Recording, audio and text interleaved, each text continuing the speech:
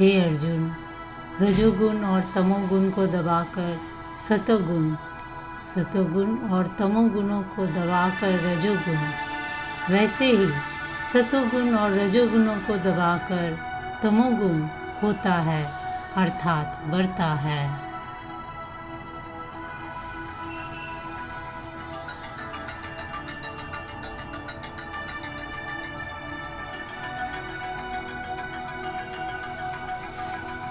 श्री कृष्ण अब ये बात आते हैं कि किसी व्यक्ति का स्वभाव किसी प्रकार से तीनों गुणों में घूमता रहता है।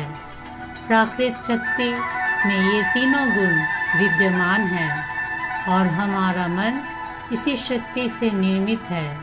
इसीलिए हमारे मन में तीनों गुण भी उसी प्रकार से विद्यमान होते हैं।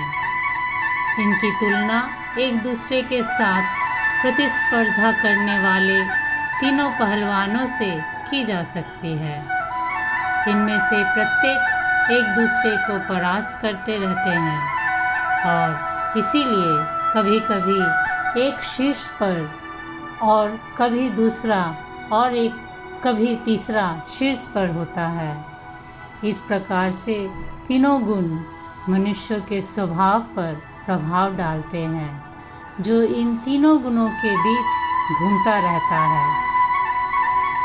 बाह्य परिवेश, आंतरिक चिंतन और पिछले जन्मों के संस्कारों के प्रभाव के कारण एक या अन्य गुण हावी होना प्रारंभ कर देते हैं।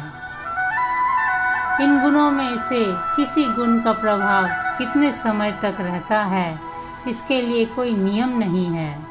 कोई एक गुण मन और बुद्धि पर एक क्षण की अल्पावधि के लिए या एक घंटे की अवधि या दीर्घकाल तक हावी रह सकता है। यदि किसी पर सतोगुण हावी होता है तब वो मनुष्य शांति प्रिय, संतोषी, उदार, दयालु, सहायक, सुस्थिर और सुखी हो जाता है। जब रजोगुण की प्रधानता होती है तब कोई मनुष्य कामुक, उत्तेजित और महत्वाकांक्षी हो जाता है। दूसरों की उन्नति से ईर्ष्या करता है और इंद्रियों सुखों के लिए उत्साह विकसित करता है।